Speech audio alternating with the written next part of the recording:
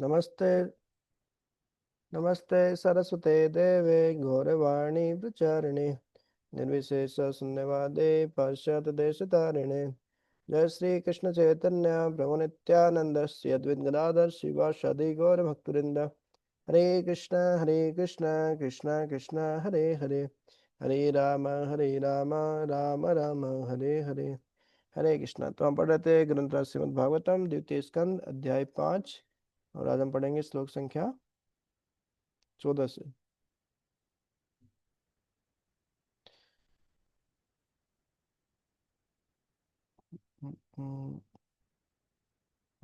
Yes प्रभु।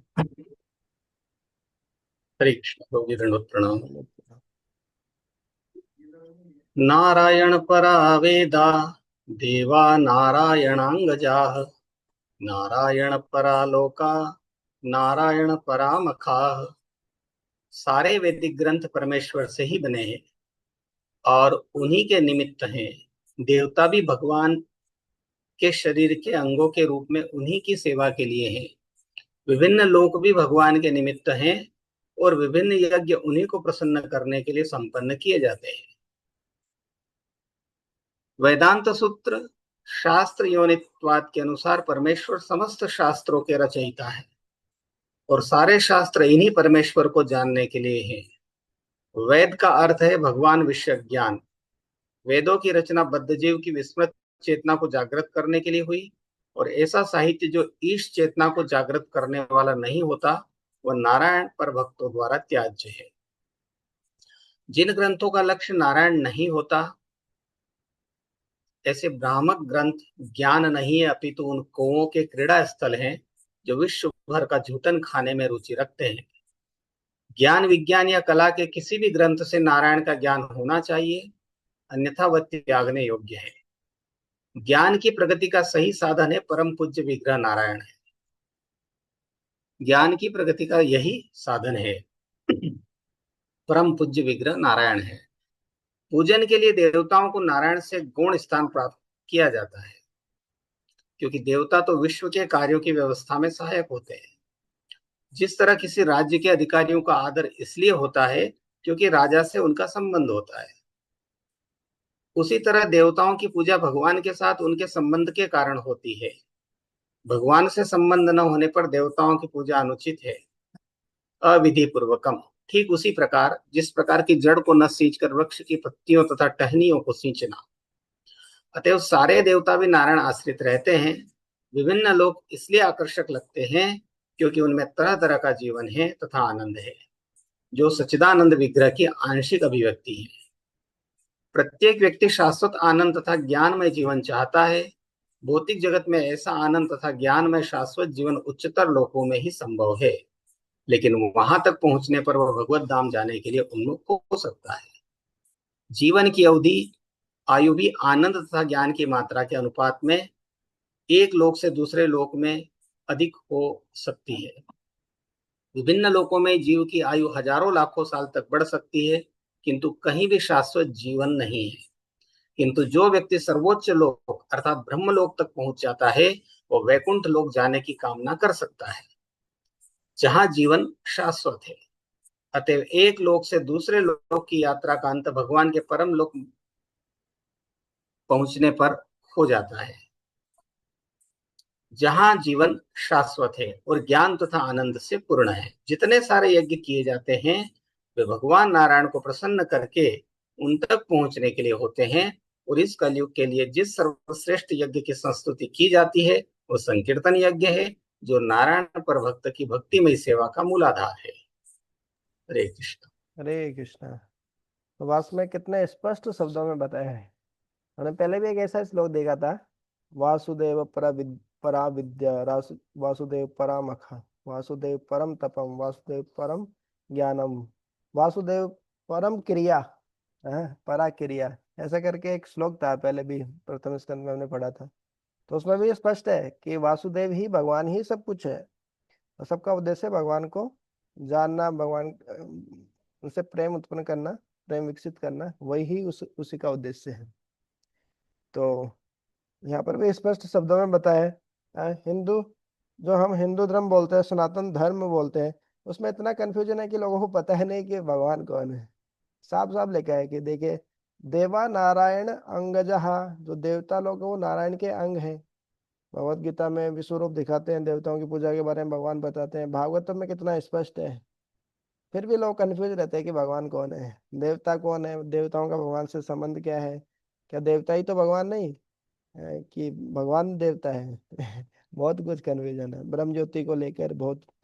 तो ये सब चीजें हैं। फिर इसमें आनंद के भी अलग अलग स्तर बताए हैं। हर कोई व्यक्ति आनंद चाहता है, जीवन में खुशी चाहता है, उसी के लिए तो दिन भाग करके इतनी मेहनत करते हैं। अच्छा खाना होगा, अच्छा रहन सहन की फैसिलिटी बढ़िया होगी, तो लगता है कि हम खुश खुश हो जाएंगे। ये लेकिन ये तो जड़ानंद है। खाने पीने की जो आहार निद्रा भय में उनका सुख है, उसके ऊपर फिर स्वर्ग का आनंद है, फिर गंधर्व लोक का आनंद है, फिर सत्य लोक तपलोक वहां का आनंद और भी श्रेष्ठ है, फिर ब्रह्म ज्योति का आनंद वो और भी श्रेष्ठ है। वो तो आध्यात्मिक आनंद है वास्तव में ब्रह्म ज्योति का। लेकिन ब्रह्म ज्योति का आनंद भी एकदम तुच्छ है आध्यात्मिक जगत भगवत धाम में वहां पे जो आनंद है उसकी तुलना में। हम्म, तो साफ साफ बता रहे हैं, नारायण परा वेद, सारे वेद जितना भी ज्ञान है सबका उद्देश्य सब भगवान नारायण को जानने के लिए ही है, उन्हीं के निमित्त है। वेदेश सर्वेर अहम है वेद्यो। सारे वेदों का उद्देश्य क्या है, मेरे को जानना ही है, भगवत गीता में भगवान साफ साफ बताए। देवा नारायण अंगजा, सारे देवता मेरे ही अंग है, नारायण के ही अंग है। नारायण परालोका, विभिन्न लोग भी नारायण भगवान के निमित्त है। तो सारे यज्ञ वो भगवान की प्रसन्नता के लिए करना चाहिए। बोले यज्ञ किए, बोले किस लिए किए है, पता ही नहीं रहता है। अरे भगवान की प्रसन्नता के लिए जो भी कार्य करते हैं वही तो यज्ञ है।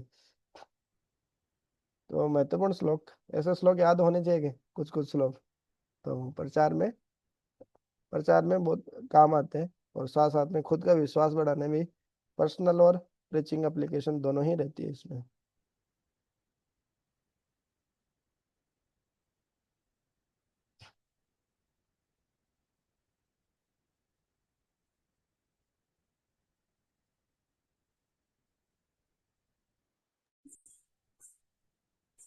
नारायण परो योगो, नारायण परं तपः, नारायण परम ज्ञानम, नारायण पराह गतिः। सभी प्रकार के ध्यान या योग नारायण की अनुभूति प्राप्त करने के लिए है। सारी तपस्याओं का लक्ष्य नारायण को प्राप्त करने के निमित्त है। दिव्य ज्ञान का संवर्धन नारायण की झलक प्राप्त करने के लिए है। और चरम मोक्ष तो नारायण के धाम में प्रवेश करने के लिए ही है। अच्छा प्रभु जी, ये 15वां शायद में ये पढ़ा ना, इसका तात्पर्य नहीं पढ़ा बंधु ना। आपने कौन सा पढ़ा था, 14वां पढ़ा था ना अभी। 14वां श्लोक कल हो वही गया था। वही 15 ही पढ़ा था प्रभु जी, पढ़े ये 14 नहीं पढ़ा। 14वां मतलब कल हो गया था अपना ना। जी। हाँ ये हो 14 चुका है। हुआ था कि 13 हुआ था? उसमें 13 लिखा है। लेकिन मेरे को लग रहा है 14वां भी हो गया था शायद। सृष्टि के 5 मूल्य, अनन्य क्रिया वगैरह ये शब्द कल आए तो थे। ठीक है छोड़ देते हैं, अनुवाद पढ़ लेते हैं एक बार। सृष्टि के 5 मूल अवयव, शाश्वत काल द्वारा उनसे उत्पन्न अनन्य क्रिया तथा जीव का स्वभाव, ये सब भगवान वासुदेव के भिन्नांश है। और सच बात तो यह है कि उनका कोई अन्य महत्व नहीं है। मतलब भगवान से छोड़कर इन सब चीजों का कोई महत्व नहीं है, विशेष रूप से बहिरंगा शक्ति के बारे में बता रहे हैं। ये हो चुका था प्रभु जी, हो 14 चुका हो था चुका। ना। हाँ। जी। तो अभी हम पढ़ते हैं, फिर 15 हो चुका है अपना, 16वां तात्पर्य पढ़ते हैं फिर। ध्यान योग की दो पद्धतियां हैं, अष्टांग योग तथा सांख्य योग। अष्टांग योग मन को एकाग्र करने का अभ्यास है, जिसमें ध्यान धारणा आसन प्राणायाम आदि की विधियों से अपने को समस्त व्यस्तताओं से मुक्त कर लिया जाता है। सांख्य योग क्षणिक और सत्य का अंतर बताने वाला है, लेकिन दोनों ही पद्धतियां अंततोगत्वा निर्विशेष ब्रह्म की अनुभूति के लिए हैं, जो भगवान नारायण की आंशिक अभिव्यक्ति है। जैसा कि हम पहले कह चुके हैं, निर्विशेष ब्रह्म तेज भगवान का अंश मात्र है। निर्विशेष ब्रह्म साक्षात भगवान पर स्थित है। फलस्वरूप ब्रह्म पुरुषोत्तम भगवान का महिमा गायन है। इसकी पुष्टि भगवत गीता तथा मत्स्य पुराण दोनों से होती है। गति शब्द चरम गंतव्य या मोक्ष की अंतिम स्थिति का सूचक है। निर्विशेष ब्रह्म ज्योति के तादात्म्य चरम मोक्ष नहीं है। इससे तो श्रेष्ठ है अनंत वैकुंठ लोकों में से किसी एक में भगवान की भव्य संगति। अतः निष्कर्ष निकलता है कि नारायण या भगवान सभी प्रकार की योग पद्धतियों तथा सभी प्रकार के मोक्ष के चरम लक्ष्य हैं। हरे कृष्ण। हरे कृष्ण। तो वही श्लोक है लगभग, वो उसमें एक श्लोक में 4 लाइन थी, ये उसको दो अलग अलग करके यहाँ पे बताया है। वासुदेव परो योगो, नारायण परम तपः, नारायण परम ज्ञानम, नारायण परा गति। तो उसमें वासुदेव शब्द था, यहाँ पे नारायण शब्द है बस। वही परा योग है, वही परम तप है, वही परम ज्ञान है, वही परागति है। हम्म। तस्यापि दृष्टरीशस्य कूटस्थस्याखिलात्मनः सृजामि सृष्टो अहमीक्ष ये वाविच्चोदितः। उनके ही द्वारा प्रेरित होकर मैं भगवान नारायण द्वारा सर्वव्यापी परमात्मा के रूप में उनकी ही दृष्टि के सामने पहले जो सृजित हो चुका है उसी की फिर से खोज करता हूँ, और मैं भी केवल उन्हीं के द्वारा सृजित हूँ। ब्रह्मांड के ब्रह्मांड के सृष्टा ब्रह्मा जी भी स्वीकार करते हैं कि वे असली सृष्टा नहीं अपितु भगवान नारायण द्वारा प्रेरणा प्राप्त है। अतएव उन्हीं की अध्यक्षता में वे समस्त जीवों के परमात्मा स्वरूप उन्हीं के द्वारा पहले से निर्मित वस्तुओं का सृजन करते हैं। परमात्मा तथा आत्मा इन दो को ब्रह्मांड के बड़े बड़े महापुरुषों तक ने जीव में निहित माना है। परमात्मा तो भगवान है, जबकि आत्मा भगवान का नित्य सेवक है। भगवान आत्मा जीव को प्रेरित करते हैं कि उन्होंने जो कुछ पहले सृष्टि की है वह उसका सृजन करे, और भगवत कृपा से इस संसार में जो कोई किसी भी वस्तु की खोज करता है वह उसका खोजी मान लिया जाता है। कहा जाता है कि कोलंबस ने पश्चिमी गोलार्ध की खोज की, लेकिन वास्तविकता यह है कि उस भूभाग का सृजन कोलंबस ने नहीं किया। यह विशाल भूखंड परमेश्वर के सर्वशक्तिमत्ता के कारण पहले से वहां था, और कोलंबस को भगवान की विगत सेवा के बल पर अमेरिका की खोज करने का श्रेय प्राप्त हुआ। इसी प्रकार कोई भी व्यक्ति भगवान की इच्छा के विरुद्ध कुछ भी सृजन नहीं कर सकता, क्योंकि प्रत्येक व्यक्ति अपनी क्षमता के अनुसार ही देखता है। ये क्षमता भी मनुष्य द्वारा भगवान की सेवा करने की रजामंदी के अनुसार भगवान द्वारा प्रदत्त की जाती है। अतएव मनुष्य को स्वेच्छा से भगवान की सेवा करने के लिए इच्छुक होना चाहिए। इस तरह भगवान कर्ता को उसी अनुपात में शक्ति प्रदान करते हैं जिस अनुपात में वो भगवान के चरण कमलों में आत्मसमर्पण करता है।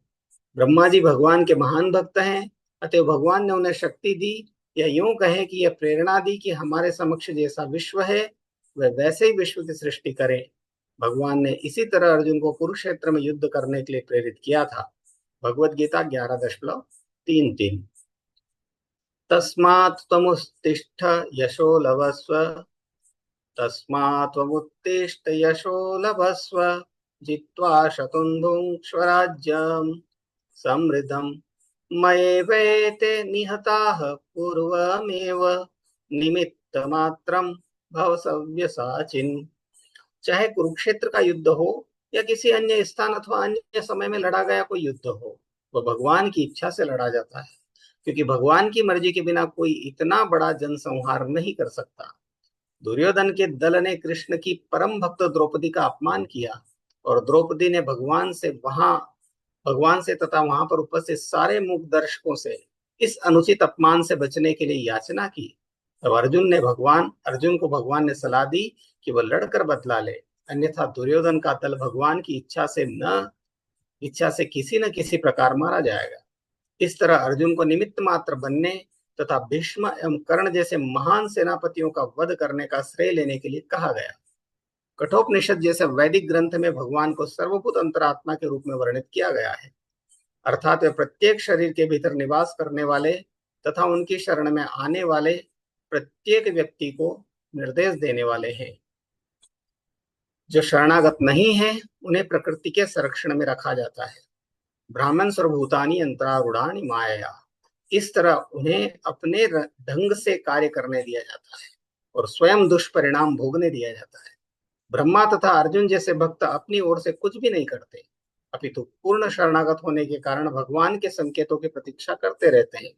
अतः वे कुछ ऐसा करने का प्रयास करते हैं जो सामान्य दृष्टि में अत्यंत आश्चर्य प्रतीत होता है, भगवान का एक नाम उरुक्रम है, जिसका अर्थ है वह जिसके कार्य अत्यंत अद्भुत और जीव की कल्पना से परे होते हैं। तो भगवान के भक्तों के कार्य कभी कभी अत्यंत अद्भुत प्रतीत होते हैं, क्योंकि उनमें भगवान का निर्देशन रहता है। ब्रह्मांड के सर्वोच्च बुद्धिमान जीव ब्रह्मा से लेकर एक क्षुद्र चींटी तक सारे जीवों की बुद्धि भगवान द्वारा सारे कार्यों के साक्षी रूप में देखी जाती है। भगवान की सूक्ष्म उपस्थिति का अनुभव उस बुद्धिमान व्यक्ति को होता है जो सोचने, अनुभव करने तथा चाहने के मनोवैज्ञानिक प्रभावों का अध्ययन कर सकता है। हरे कृष्ण। हरे कृष्णा। तो वो सुंदर शब्दों में ये शरणागति, अब इससे तो भक्ति प्रेम से महाराज का एक कोट सर्कुलेट हो रहा था, बहुत सारे व्यक्ति स्टेटस पे लगा रखे थे। महाराज जी बता रहे थे कि शरणागति समर्पण क्या है, भक्ति का प्राण है। जैसे व्यक्ति में प्राण नहीं है तो शरीर का कोई वैल्यू नहीं। देखो जो अभी तो बहुत सुंदर शरीर है, चमक रहा है, भाग रहे हैं, दौड़ रहे हैं। ये प्राण निकल जाते हैं, आत्मा निकल जाती है तो बोले नहीं नहीं इसको जल्दी जलाओ अब, राम नाम सत्य हरि बोल करो अभी इनका। हम्म। तो जो सबसे स्वजन थे, हमारे प्रिय थे, जो शरीर को बोलते थे हम आपसे प्रिय तो कुछ भी नहीं है, वो भी उस शरीर से नफरत करते हैं। नहीं नहीं बास मारने लगे अभी, जल्दी जलाओ इनको, जितना जल्दी हो सके उतना जल्दी करो संस्कार। हाँ। तो ऐसे ही जब प्राण निकल जाते हैं तो कोई मतलब, वैसे ही समर्पण नहीं है, प्रेम से सेवा नहीं कर रहे हैं, तो भक्ति भी ऐसे ही है। अभी बता रहे थे 4 चीजों से तुलना करके लेक्चर चल रहा था, मैं अभी स्नान करके आया तो सुन रहा था। तो उसमें बता रहे थे कि जैसे बिना नमक की सब्जी हो, और 3 उदाहरण और दिए, मैं सुन नहीं पाया। तो वैसे ही मतलब बिना प्रेम से हम जब सेवा करते हैं तो वैसी ही भक्ति है। तो वास्तव में जो भक्त जितना शरणागत होता है, गुरुजन वैष्णव जन, भगवान उनको उतना ही एम्पावरमेंट करते हैं, एम्पावर करते हैं, उनको ही उतनी ही शक्ति प्रदत्त करते हैं। ब्रह्मा जी और ये देवता है वो बहुत शरणागत है भगवान को, इसलिए इंद्रारी व्याकुलम लोकम मृडयंती युगे युगे, परित्राणाय साधुनाम विनाशाय से। जब जब असुर लोग आक्रमण करते हैं तो भगवान देवताओं का ही पक्ष लेते हैं, क्योंकि भगवान के भक्त है, भगवान का कहना मानते हैं, जिम्मेदारी लिए हैं वो सब लोग। जिम्मेदारी लेना इतना आसान नहीं है, जैसे कोई सेवा की जिम्मेदारी लेना या कुछ करना जिम्मेदारी पूर्वक करना इतना आसान नहीं, लेकिन देवता लोग कर रहे हैं तो इसलिए भगवान उनका पक्ष लेते हैं और उनको शक्ति भी प्रदान करते हैं उसके हिसाब से। नहीं तो गुरुजन वैष्णव जन के पास बहुत सारे लोग आते हैं हैं, लेकिन सभी को सब उपदेश नहीं देते हैं, उनकी योग्यता के अनुसार, उनके शरणागति के अनुसार उपदेश देते हैं कि आप हाँ इतना ये कर सकते हैं। तो हम्म, वही बता रहे हैं, जो शरणागत है उनको तो भगवान इस तरीके से करते हैं, जो शरणागत नहीं है भगवान बोलते हैं ठीक है करो, आपकी जो मर्जी करो। जैसे कोई बच्चा, माता पिता पहले तो किसी बच्चे को समझाते हैं भैया ये ऐसे करना है, ये नहीं करो, ये सही है ये गलत है, फिर बिल्कुल नहीं मानता, ठीक है जो मर्जी है करो, है जो मर्जी करो। तो फिर वो जो मर्जी है करता है, थोड़े दिनों में मार खा के फिर अब वापस आता है। यदि थोड़ी बुद्धि रहती है, अक्ल होती है तो आता है, नहीं तो फिर पूरा ही बाहर हो जाता है। तो भगवान भी ऐसे ही करते हैं, ठीक है करो अपने मन से करो। ब्राह्मण सरो भूतानी घूमते रहो, यंत्र यंत्र पे आरूढ़ होके, ये शरीर रूपी यंत्र पे आरूढ़ होके घूमते रहो, 84 लाख योनियों में घूमो, बढ़िया, घूमना ही चाहते हो घूमते रहो। हम्म। लेकिन जो शरणागत होते हैं भगवान उनको बुद्धि देते हैं, ददामे बुद्धि योगम येन माम उपयंति थे, कि बुद्धि दे, इस प्रकार से बुद्धि देते हैं कि जिससे वो भगवान के धाम जा सके। उरुक्रम भगवान का नाम है, अद्भुत कार्य करते हैं भगवान, भगवान की लीला अपरंपार है। तो ब्रह्मलोक से लेके शुद्ध चिट्ठी तक सारे जीव की बुद्धि भगवान द्वारा सारे कार्यों के साक्षी रूप में देखी जाती है, भगवान सब कुछ देखते हैं। हैं? भगवत गीता में बोलते हैं, अहम गति अहम साक्षी गति भरता। एक जगह ये आता है, सर्वस्य चाहम हृदय सन्निविष्टो, उपद्रष्टा अनुमंता च।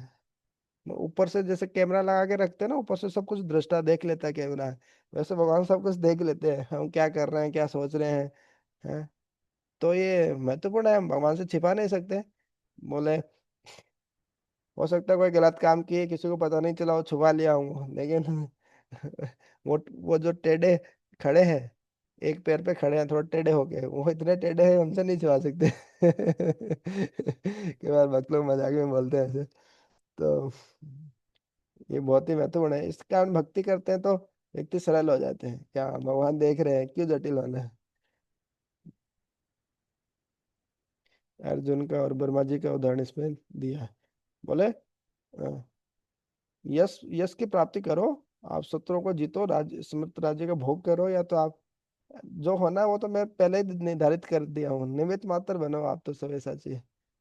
ऐसे कोट करके चलो प्रभु जी बता रहे हैं। हरे कृष्णा। तत्त्वं रजस्तम इति निर्गुणस्य गुणाश्रयः स्थिति सर्ग निरोधेषु गृहीता मायया विभोः। परमेश्वर अपने शुद्ध आध्यात्मिक रूप में सारे भौतिक गुणों से परे होते हैं। फिर भी भौतिक जगत की सृष्टि, उसके पालन तथा संहार के लिए वे अपनी बहिरंगा शक्ति के माध्यम से प्रकृति के गुणों को, सतो रजो तथा तमो गुणों को स्वीकार करते हैं। परमेश्वर उस बहिरंगा शक्ति के स्वामी है जो सतो रजो तथा तमो इन तीनों गुणों द्वारा व्यक्त होती है। और इस शक्ति के स्वामी होने के कारण वे कभी भी इस मोहक शक्ति से प्रभावित नहीं होते। किंतु जीव ऐसे गुणों से या तो प्रभावित रहते हैं या उनके प्रभावित होने की संभावना बनी रहती है। भगवान तथा जीव में यही प्रमुख अंतर है। यद्यपि जीव मूलतः गुणात्मक दृष्टि से भगवान से एक है, किंतु जीव इन गुणों द्वारा प्रभावित होते रहते हैं।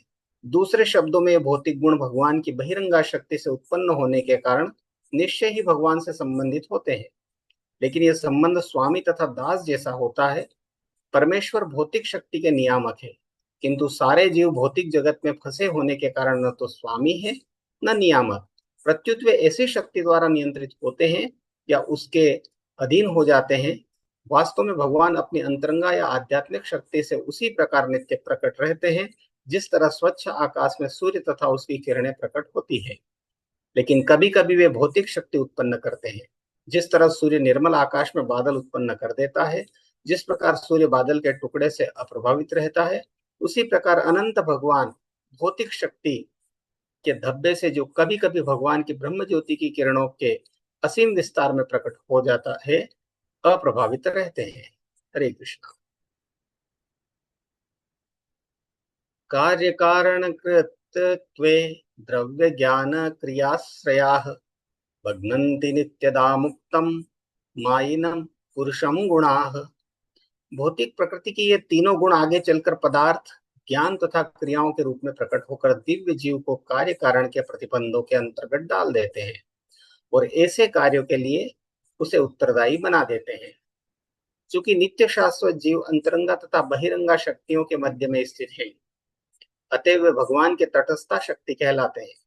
वास्तव में जीव भौतिक शक्ति द्वारा बद्ध होने के लिए नहीं है, लेकिन भौतिक शक्ति पर प्रभुता जताने के मिथ्या भाव के कारण वे ऐसी शक्ति के वशीभूत हो जाते हैं और इस तरह तीनों गुणों द्वारा बंध जाते हैं। भगवान की यह बहिरंगा शक्ति उस जीव के शुद्ध ज्ञान को प्रच्छन्न कर लेती है जो शाश्वत रूप से भगवान के साथ रहने वाला है। यह आवरण इतना स्थायी होता है कि बद्ध जीव नित्य अज्ञानी प्रतीत होता है। माया या बहिरंगा शक्ति का प्रभाव इतना अद्भुत होता है मानो वो भूतों से उत्पन्न हुआ हो। भौतिक शक्ति के आवरणात्मक मजबूती के कारण भौतिक विज्ञानी भौतिक कारणों से परे नहीं देख पाता, लेकिन वस्तुतः भौतिक अभिव्यक्तियों के पीछे अधिभूत अध्यात्म तथा अधिदेव क्रियाएं होती है जिन्हें तमोगुणी बद्ध जीव नहीं देख पाता। अधिभूत अभिव्यक्ति के अंतर्गत बुढ़ापा तथा रोग समेत जन्म मृत्यु की पुनरावृत्ति होती है। अध्यात्म अभिव्यक्ति में आत्मा बद्ध होती है और अधिदेव अभिव्यक्ति नियामक पद्धति है। ये कार्य कारण तथा बद्ध कर्ताओं में उत्तरदायित्व के भाव की भौतिक अभिव्यक्तियां हैं। आखिरकार ये सब बद्ध अवस्था की अभिव्यक्तियां हैं और ऐसी बद्ध अवस्था से मनुष्य का स्वतंत्र होना ही सर्वोच्च सिद्धि है। हरे कृष्ण। हरे कृष्णा। तो शिला प्रभुपाद जी के एक वरिष्ठ शिष्य हैं, अभी भी हैं, श्री श्रीमद गौर गोविंद स्वयं। हाँ, गौर गोविंद स्वयं महाराज तो भुवनेश्वर में थे। अभी राधा गोविंद स्वयं महाराज है, वृंदावन के ब्रज के प्रसिद्ध संत है राधा गोविंद स्वयं महाराज। उनके बारे में थोड़ा सा बताते हैं, दादा को बताता हूँ, अच्छा लगेगा आपको। श्री श्रीमद राधा गोविंद स्वयं महाराज जब सबसे पहले गुरु की तलाश में थे, लगभग 1970 1975 की बात है, 1970 की बात है लगभग। तो वो ढूंढते ढूंढते आए और उनको पता चला कि उनके बहुत सारे विदेशी शिष्य हैं, और सब कुछ पता चला। तो उन्होंने उनकी पुस्तक पढ़ी। तो थोड़ा तो पुस्तक पढ़ी नहीं थी, थोड़ा बहुत आइडिया था इनको कि हाँ कि ये गौड़ीय संप्रदाय के ही हैं, और जानते थे गौड़ीय संप्रदाय के बारे में। तो शिला प्रभुपाद जी से मिलने के लिए गए, लेकिन शिला प्रभुपाद जी से उस समय मिलना इतना आसान नहीं था, बहुत सारे विदेशी से बैठे हैं, बहुत सारे लोग लाइन में लगे हैं। तो ऐसा ही एक दिन ऐसे मिलना हुआ, एक व्यक्ति वो बैठे रहते हैं, राधा गोस्वामी महाराज, और एक व्यक्ति आते हैं। तो राधा गोस्वामी महाराज उनको बोलते हैं, मेरे को शिला प्रभुपाद जी से मिलना है। तो बोले, क्यों मिलना है आपको? बोले, वो चैतन्य महाप्रभु के भक्त है इसलिए मिलना है। चैतन्य महाप्रभु के भक्त है तो क्या हुआ, क्या मिलना है? तो चैतन्य महाप्रभु के भक्त होने से क्या हुआ? बोले, चैतन्य महाप्रभु स्वयं भगवान है। तो वो व्यक्ति बोलते हैं, अरे भगवान भगवान थोड़ी, वो तो साधु थे, महात्मा थे, भगवान थोड़ी है। तो वो जो वो व्यक्ति ऐसे बहस कर रहे हैं, वो व्यक्ति कौन है पता है? अंदाज लगा सकते हैं कौन व्यक्ति है जो बहस कर रहे हैं ऐसे? तुक्का लगा सकते, तुक्का। वो स्वयं शिल प्रभुपाद जी थे, वो बहस कर रहे हैं उनसे, राधा कौन से महाराज से। अरे चैतन्य महाप्रभु भगवान थोड़ी, वो तो महात्मा थे, साधु थे। बोले नहीं, मैंने चैतन्य चेतावत पढ़ी है, अ, कि जय जगन्नाथ सही कृष्ण, ऐसे करके आते हैं, उसमें बहुत सारे श्लोक आते हैं, चैतन्य चेतावत में बहुत सारे रेफरेंस है, अलग अलग शास्त्रों से। तो कोट कर करके बताए जा रहे हैं, नहीं चैतन्य महाप्रभु भगवान है। फिर फिर उनको जब बाकी शिष्य आते हैं, वो प्रणाम करते हैं। अरे बाकी सब शिष्य प्रणाम करें, कौन है? बोले यही शिला प्रभुपाद जी तो शिला प्रभुपाद जी उनको फिर अपना शिष्य स्वीकार करते हैं। और वो भागवत कथा करने के लिए बहुत फेमस है, लोकप्रिय है। अभी स्वास्थ्य के कारण दूसरी लीला कर रहे हैं, व्हील चेयर पे ही रहते हैं। हाँ, लेकिन वो और महाराज जी की कथाएं बहुत फेमस है इस्कॉन जगत में। वो सुंदर, एकदम स्पष्ट हिंदी भाषा में करते हैं। और हिंदी भाषा ही, भारत भारत में तो हिंदी भाषा ही समझ पाते हैं हम, ज्यादातर लोग। और स्पष्ट शब्दों में करते हैं, और बहुत है ना, कड़क बोलते हैं, एकदम टाइट बोलते हैं सत्यवाद बोलते हैं। तो उनका एक कोट था, उसी से मेरे को महाराज जी की याद आई। महाराज जी बोलते हैं, कोई व्यक्ति कितना अच्छा है, इस भौतिक जगत का भरोसा नहीं, वो कितना बदल जाए कुछ ही समय में।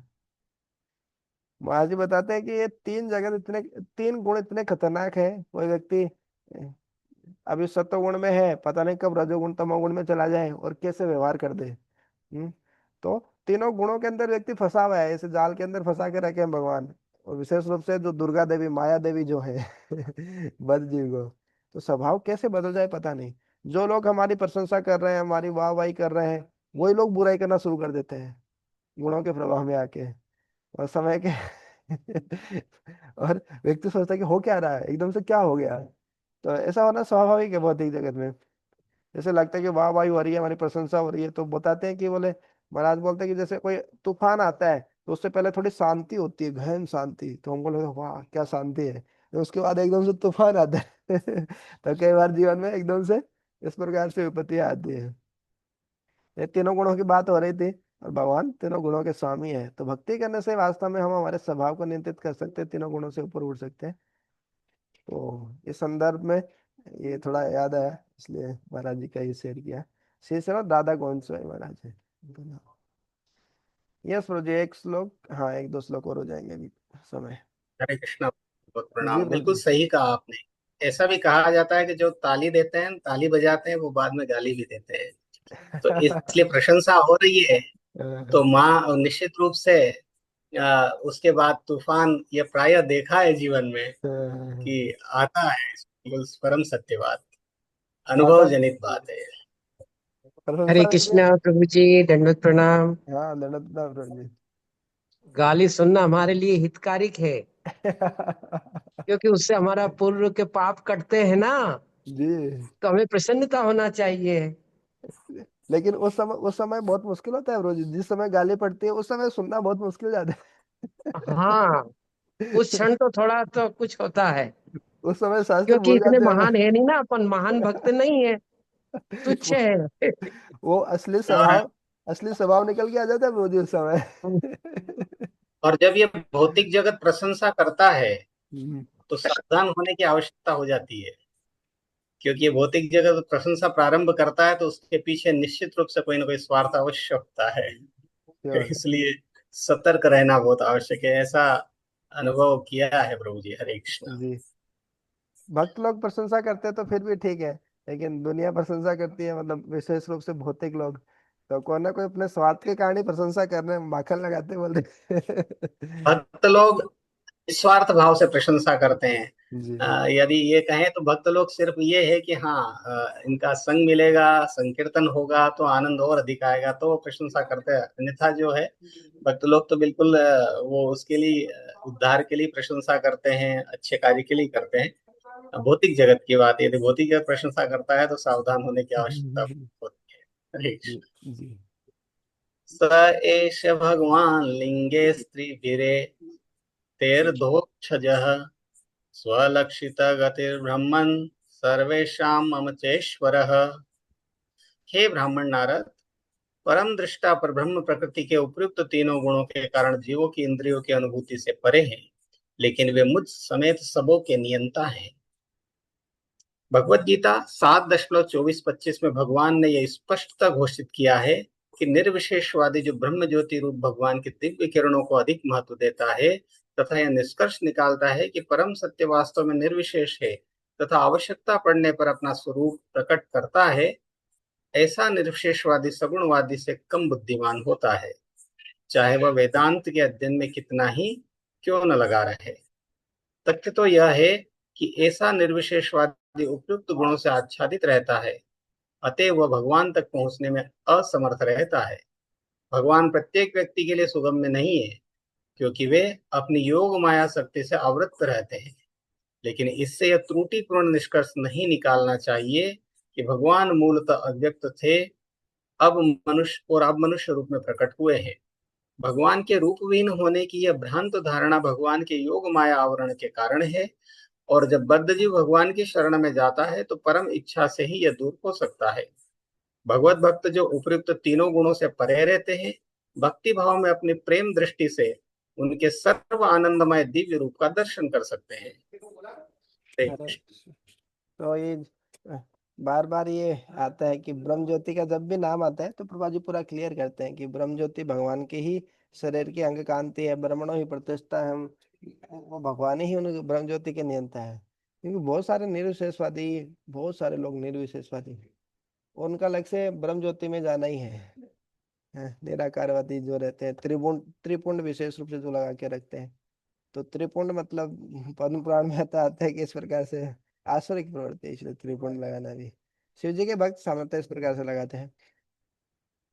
तो शिव जी तो सभी को शरण देते हैं, भूत पिशाच सबको ही।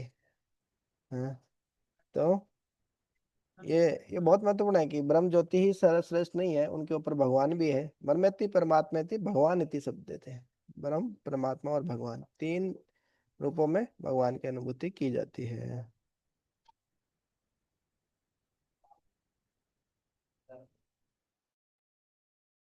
कालम कर्म स्वभावं च मायेषु मायया स्वया आत्मना यदृच्छया प्राप्तम विभु भूषुरुपाददे। समस्त शक्तियों के नियंता भगवान अपनी ही शक्ति से नित्य काल समस्त जीवों के भाग्य तथा उनके विशिष्ट स्वभाव की सृष्टि करते हैं और फिर स्वतंत्र रूप से उन्हें अपने में विलीन कर लेते हैं। इस भौतिक संसार की सृष्टि, जिसमें परमेश्वर बद्ध जीवों को अपने अधीन रखकर कर्म करने देते हैं, हर बार यह प्रलय के बाद बार बार होता रहता है। भौतिक सृष्टि असीम आकाश में बादल के समान है। वास्तविक आकाश तो आध्यात्मिक आकाश है, जो ब्रह्म ज्योति की किरणों से निरंतर पूर्ण रहता है, और इस असीम आकाश का एक अंश भौतिक सृष्टि रूपी महत्त्व के बादल से आच्छादित रहता है, जिसमें भगवान की बहिरंगा शक्ति के नियंत्रण में रहकर इच्छानुसार कर्म करने के लिए बद्ध जीवों को छोड़ दिया जाता है, जो भगवान की इच्छा के विरुद्ध अपनी प्रभुता जताना चाहते हैं। जिस प्रकार वर्षा ऋतु हर बार आती है और चली जाती है, उसी तरह सृष्टि उत्पन्न होती है और भगवान के नियंत्रण में पुनः विलीन हो जाती है, जिसकी पुष्टि भगवत गीता 8:19 में हुई है। इस तरह भौतिक जगतों की सृष्टि तथा प्रलय भगवान का नियमित कार्य है, जिसमें बद्ध जीवों को इच्छानुसार क्रीड़ा करने और अपना अपना भाग्य निर्मित करके प्रलय के समय अपनी स्वतंत्र इच्छाओं के अनुसार पुनः जन्म लेने के लिए छोड़ दिया जाता है। इस तरह सृष्टि एक ऐतिहासिक तिथि से प्रारंभ होती है, जैसा कि हम अपने अल्प अनुभव से सोचने के आदी हैं। सृष्टि तथा प्रलय का प्रक्रम अनादि है, अर्थात इसकी उत्पत्ति पहले पहल कब हुई इसका पता नहीं है, क्योंकि आंशिक सृष्टि की ही अवधि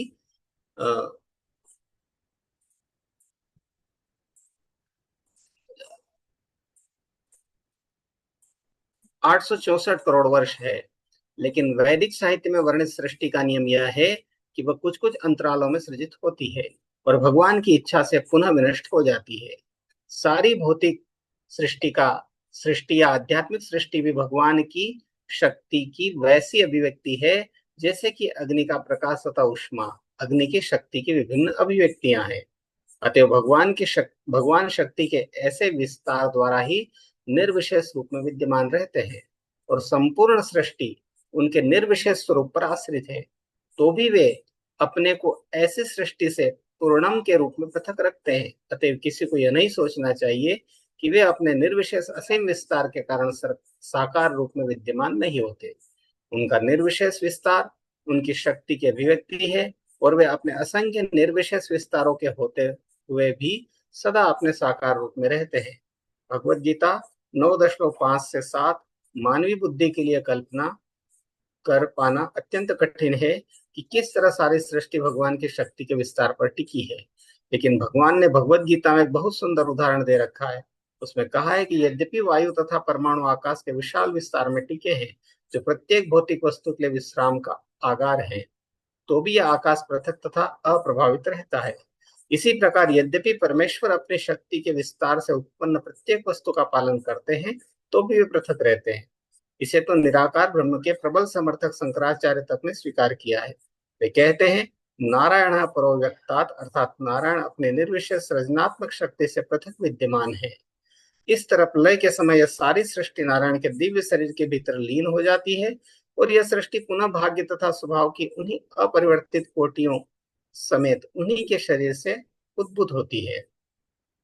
सारे जीव भगवान के अंश होने के कारण कभी कभी आत्मा के रूप में वर्णित होते हैं, जो आध्यात्मिक संरचना में एक से हैं। क्योंकि ऐसे जीव भौतिक सृष्टि के प्रति पूरी आसक्ति के साथ आकृष्ट रहते हैं, अतः वे भगवान से भिन्न होते हैं। हरे कृष्ण। हरे कृष्णा। तो ये जब भी निर्विशेष शब्द आते हैं, प्रभुपाद जी बहुत एक्टिव हो जाते हैं, सक्रिय हो जाते हैं, उनके तात्पर्य बड़े हो जाते हैं। तो वास्तव में प्रभुपाद जी का जो हम प्रणाम मंत्र पढ़ते हैं, निर्विशेष शून्यवादी, तो शून्यवाद है, तो महात्मा बुद्ध का सिद्धांत है, नास्तिकवाद है। वास्तव में महात्मा बुद्ध ने जो सिद्धांत दिया वो नास्तिक है। जैन मुनियों का सिद्धांत, जैन जो लोग हैं उनका सिद्धांत नास्तिक है। चार वाक मुनि ऋणम कृत्वा घृतम पिबेत यावत् जीवेत सुखम जीवेत, ये नास्तिक है। तो निर्विशेषवाद जो शंकराचार्य ने दिया, शंकर भाष्य जो दिया, ये जो जब दोनों आते हैं तो प्रभुपाद जी बहुत सक्रिय हो जाते हैं, उनके तात्पर्य बहुत लंबे हो जाते हैं, क्योंकि वास्तव में ये दो सिद्धांतों की कारण ही व्यक्ति भक्ति नहीं कर पाता है। इतना कंफ्यूज हो जाता है, भगवान का आकार नहीं तो क्यों सेवा करना, भगवान की विग्रह की, भगवान की क्यों सेवा करना, क्यों नाम जप करेंगे, आकार ही नहीं है तो। और जो सेवा नहीं करना चाहते वो इस प्रकार से, हाँ उनको अच्छा भी लगता है ये सब चीजें, और भगवान को नहीं मानना, नास्तिक, हाँ तो कोई समस्या ही नहीं, जो करना है करेंगे हम। जैसे सरकार को ही नहीं मानेंगे तो हम जो करना है वो करेंगे, ट्रैफिक का पालन नहीं करेंगे, कुछ भी नहीं करेंगे, हम तो मन के मालिक। तो वैसे हो जाते हैं जब भी ये चीजें आती है, तो इसलिए प्रभुपाद के तात्पर्य लंबे हो जाते हैं। वास्तव में मैं खुद मिला हूँ, जब बुक डिस्ट्रीब्यूशन करने के लिए संकीर्तन बस में गया था, तो एक व्यक्ति बहस कर रहा था, अरे भगवान का रूप हो नहीं सकता तो मूर्ति पूजा करते हो, गलत है मूर्ति पूजा। मैं हिंदू धर्म का ही हूँ बोले, ऐसा मत सोचना कि मैं मूर्ति हिंदू धर्म का नहीं। बताइए, वो बोल रहा था कि बताइए भगवान साकार है, भगवान का एक रूप है, तो एक जगह वो हो गए कंडीशनड हो गए, बोले बद्ध हो गए वो। भगवान कोई भी चीज जो सर्वत्र है, सर्वव्यापी है, बोले भगवान सर्वव्यापी है कि नहीं है, मैं बोला है, तो बोले जो भी चीज सर्वव्यापी है वो एक जगह नहीं हो सकती है। वैसे ऐसे बहस कर रहा था। देखो हवा सर्वत्र है, बहुत सारी चीजें सर्वत्र है, तो वो एक जगह नहीं हो सकती, उसका एक रूप नहीं हो सकता है। इस तरीके से वो बहस कर रहे थे, भौतिक उदाहरण से समझना चाह रहे थे वो। अब लेकिन वही तात्पर्य में प्रभुपाद जी वही समझा रहे हैं कि भगवान किस तरीके से एक जगह रहते हुए भी अपनी शक्ति के माध्यम से सर्वत्र है, और भगवान के भक्त जो उच्च स्तर पे, वो हर जगह भगवान का दर्शन भी कर सकते हैं।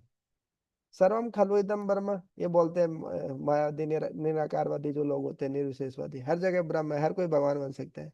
लेकिन वो भगवान नहीं बन सकता, भगवान हर जगह अपनी शक्ति के माध्यम से है, लेकिन वो भगवान की शक्ति या भगवान उससे अलग भी है। जैसे भगवान भगवत गीता में बताए, आकाश और वायु एक दूसरे में मिले रहते हैं, लेकिन वो एक दूसरे से अलग भी है। तो ये उदाहरण देके प्रभुपाद जी लिख रहे हैं कि बहुत अच्छे से समझाया है। तो जहां जहां प्रभुपाद जी को मौका मिलता है, वो इस पॉइंट पे बिल्कुल हिट करते हैं कि भगवान का आकार है। ठीक है, भगवान का निराकार रूप भी है ब्रह्म ज्योति, लेकिन भगवान का आकार भी है। तो आकार नहीं मानेंगे, भगवान का रूप नहीं मानेंगे, तो सेवा कैसे करेंगे? फिर तो जो निर्विशेषवादी है, भगवान का नाम को भी, भगवान के नाम को भी माया बताते हैं, और भगवान का नाम ही माया। भगवान भौतिक जगत में आते, मनुष्य का रूप धारण करते हैं, वो भी भगवान का माया का शरीर है। तो अभी ज्यादा समय नहीं लेंगे, 2 मिनट ज्यादा ही हो गए हैं, प्रभु जी का 2 मिनट ले लिया हमने। तो अभी हम श्रीधर प्रभु जी से सुनेंगे राम कथा। हरि बोल।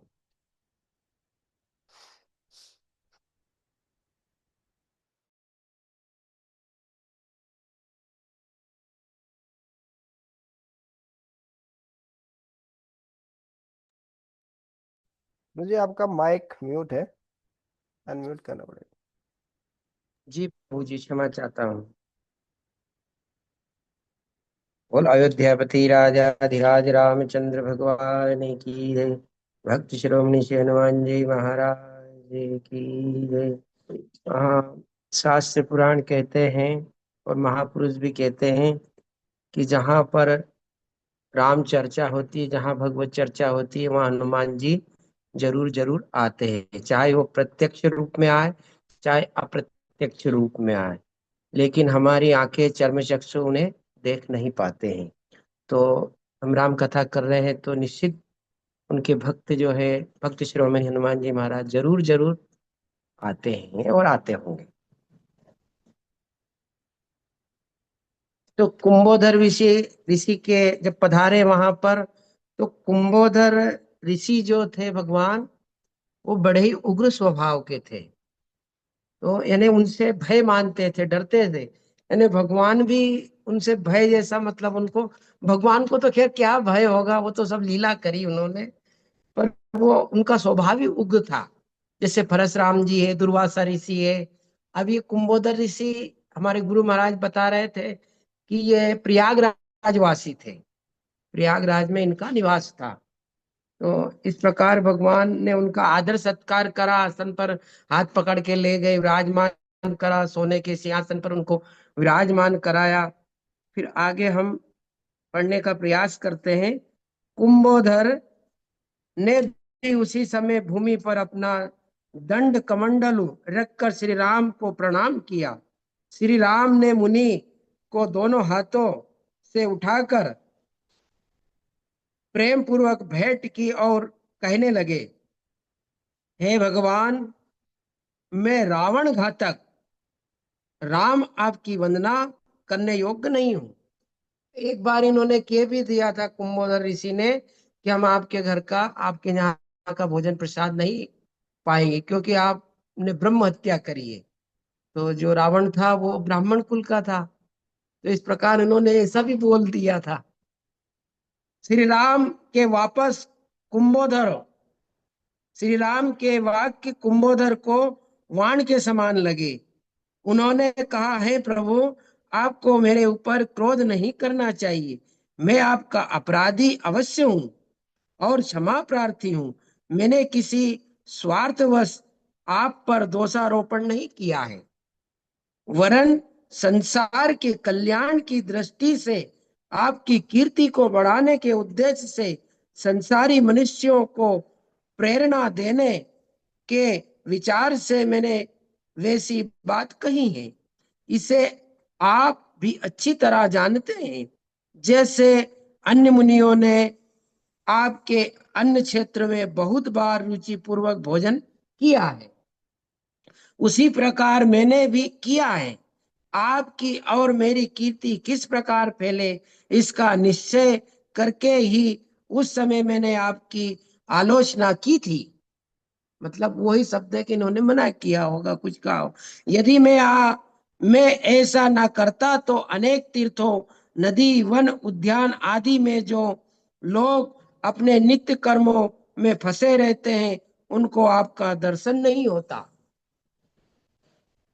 वे अब कहते हैं कि कुंभोधर की कृपा से ही हमको श्री राम तथा सीता जी के दर्शन हो गए।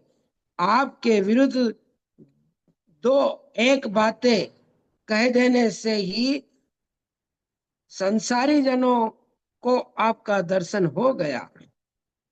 इससे मैं कृतकृत्य हो गया और कीर्ति भी दूर दूर तक पहुंच गई। जब तक दुनिया में रामेश्वर महादेव और राम तीर्थ रहेंगे, आपकी कीर्ति भी स्थायी रहेगी। फिर मेरे कथन से लोगों को यह शिक्षा भी मिल गई कि जब श्री राम को दोष लगाया गया तो हम कैसे बच सकते हैं। फिर जब श्री राम जैसे देवी मानव ने दोष का क्षय करने के लिए तीर्थ यात्रा की, तो हम जैसे लोगों का क्या कहना। इस प्रकार पृथ्वी पर रहने वाले अपने दोषों को मिटाने के लिए तीर्थ यात्रा करते रहेंगे। फिर आप तो पूर्ण ब्रह्म है, आप पर दोषारोपण किसी प्रकार नहीं हो सकता। जैसे कमल के पत्ते पर जब जल नहीं ठहरता, जिसके भ्रूभृंग से ही प्रलय हो जाता है, वह आप ही। ये प्रभु जी, ये भ्रूभृंग से ही प्रलय हो जाता है, इसका मतलब क्या?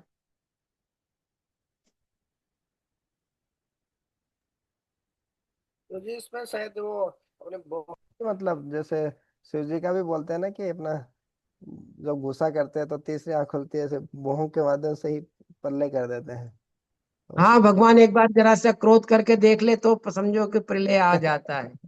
हाँ, हाँ ऐसे हाँ, सही है। भ्रूभृंग से ही प्रलय हो जाती है। वह आप ही ब्रह्मांड भर के जीवों को अपने में विलीन कर लेते हैं।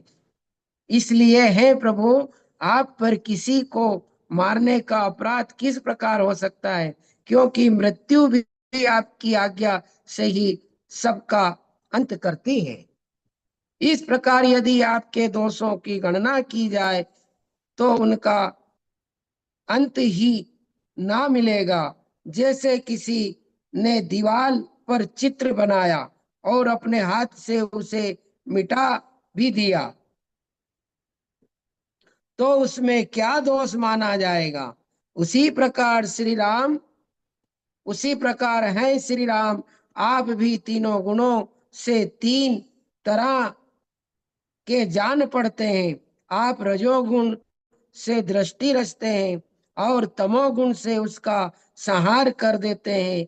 हम लोग आपको प्रसन्न करने के लिए तीर्थ यात्रा करते हैं। फिर आप तो स्वयं तीर्थ रूप है, आपको तीर्थ यात्रा से क्या प्रयोजन। जिस गंगा को जगत सर्वश्रेष्ठ तीर्थ मानता है, वह आपके दाहिने पैर के अंगूठे से उत्पन्न हुई है। वह आपकी चरण रज के स्पर्श से पवित्र मानी गई है और इसलिए अब तक श्वेत जान पड़ती है। इस प्रकार कहकर कुंभोधर मुनि ने श्री राम को प्रसन्न किया। तत्पश्चात रामाष्टोत्तर सत्य से श्री राम की स्तुति करके और राम द्वारा पूजित होकर वे अपने स्थान पर बैठ गए। श्री राम सीता सहित गुरु के निकट जा बैठे और अन्य अन्य सब भी अपने आसनों पर स्थित हो गए। इति श्री आनंद रामायणे याग कांडे कुंभोधर दर्शन चतुर्थ सर्ग संपूर्णम। ठीक है प्रभु जी की ओर आगे पढ़े। आगे बढ़ सकते हैं प्रभु जी? अभी तो है। श्री विष्णु, अब यहाँ विष्णुदास जी पूछ रहे हैं, अब रामदास ने, अब विष्णुदास आ गए।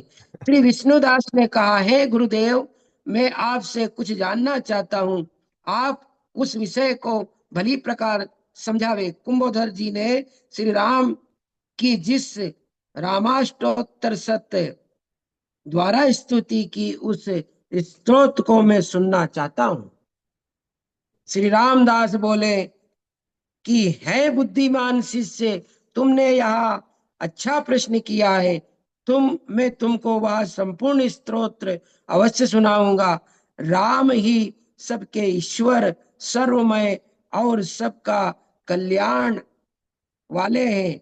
वे वस्तुतः निराकार हैं, पर लोग कल्याण के निमित्त साकार हो जाते हैं। जब संसार पर कोई भय या संकट आता है तो वे उसके निवारण के लिए अवतार लेते हैं। तब वे मत्स्य, कूर्म, वराह आदि बनकर लोक कंटकों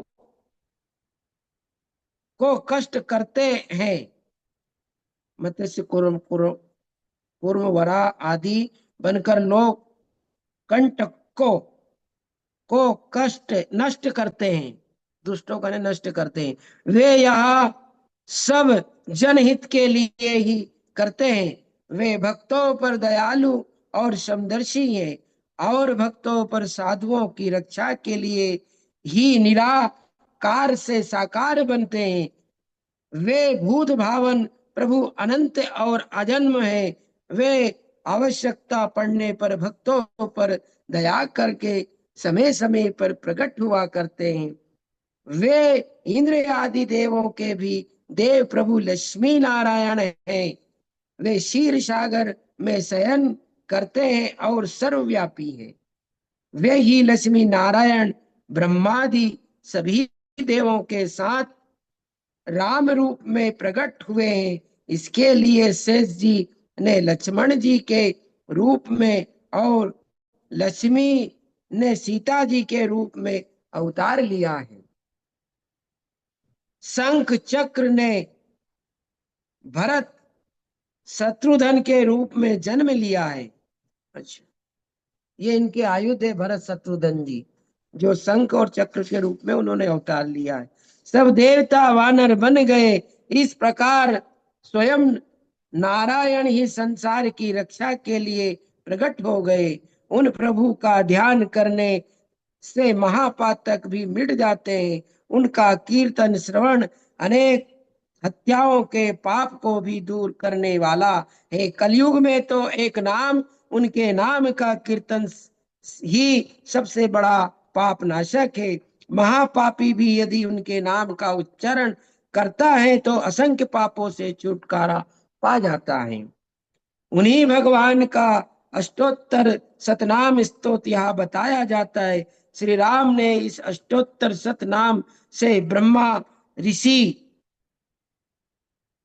ऋषि है, अनपुष्ट छंद जानकी वल्लभ श्री राम देवता है। ओम बीजम नमा शक्तिये श्री रामचंद्र किलकम है। श्री राम प्रत्यर्थ है, इसका जप विनियोग होता है।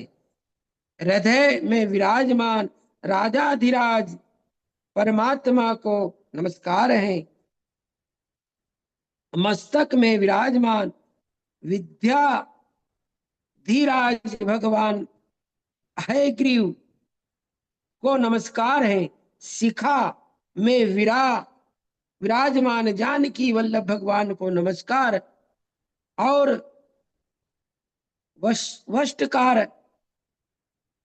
वषटकार है कवच रूप अमित तेजा रघुनाथ जी को नमस्कार है। जिनके हुकार से शत्रु नष्ट हो जाते हैं, नेत्रों में औसठ अस्त्र फट, सत्य प्रकार धीर साकार है। साकार के मध्य स्थित भगवान को नमस्कार है। इस प्रकार भगवान के 6 अंगों में न्यास करे, सब अंगुलियों में भी न्यास करे। न्यास के विषय में कभी रहेगा तो हम बताने का प्रयास करेंगे। जो भगवान ने 6 अंगों के द्वारा जहाँ कहाँ स्पर्श होता है वो ये दास बताने का प्रयास करेगा कभी। इस ध्यान न्यास के पश्चात भगवान का ध्यान इस रूप में करे जिनकी आकृति अति सुंदर है, पुण्य धाम है, वक्ष स्थल अलंकारों से सुशोभित है, कोमल और शांत है, महेंद्र नीलमणि की सुंदर कांति वाले हैं, जो धनुर्वेद के गुरु है। समस्त जगत जिनके चरणों की पूजा करता है, उन देवाधिदेव सीतापते श्री रामचंद्र की मैं वंदना करता हूँ।